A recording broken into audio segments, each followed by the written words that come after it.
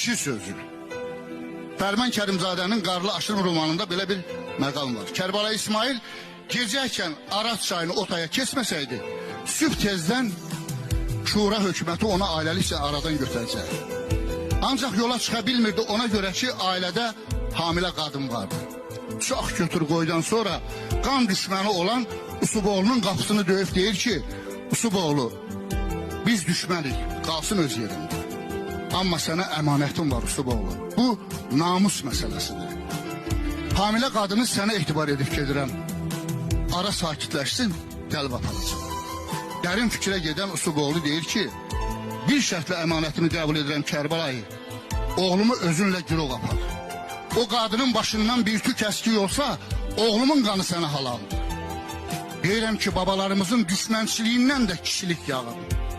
Babalar vardı, aqil babalar. Hakkın